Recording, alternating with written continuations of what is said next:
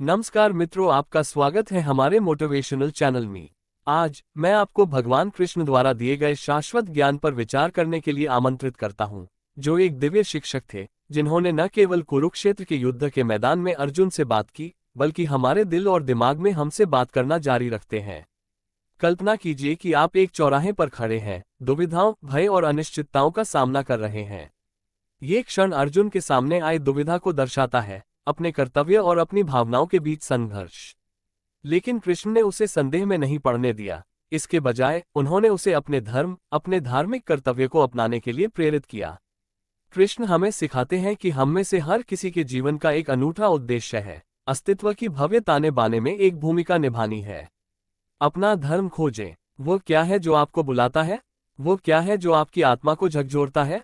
जब आप खुद को अपनी सच्ची पुकार के साथ जोड़ते हैं, तो आप अपनी क्षमता को अनलॉक करते हैं और अपने जुनून को बढ़ावा देते हैं।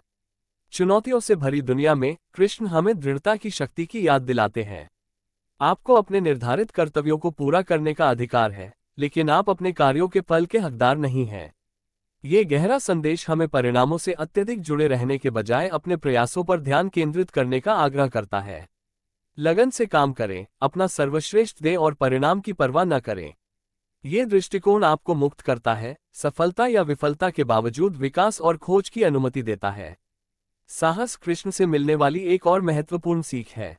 वे हमें अपने डर का सामना करने के लिए प्रोत्साहित करते हैं।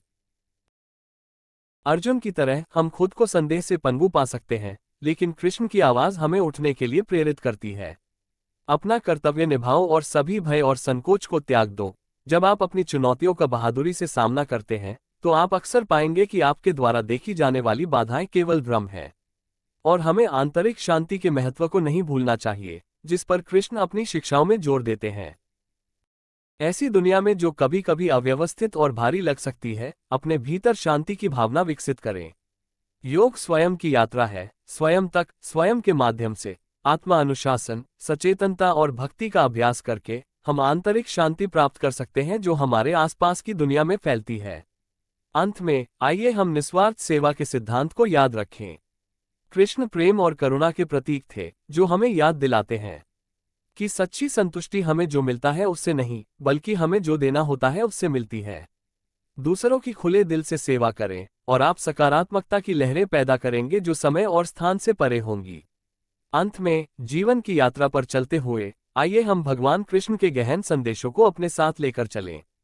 अपने धर्म को अपनाएं, चुनौतियों का सामना करें, अपने डर का सामना करें, आंतरिक शांति विकसित करें और खुद को निस्वार्थ सेवा के लिए समर्पित करें। आइए हम सब मिलकर कृष्ण की भावना को अपनाएं तथा अपने समुदायों में तथा अन्यत्र प्रकाश के योद्धा बनें। धन्यवाद।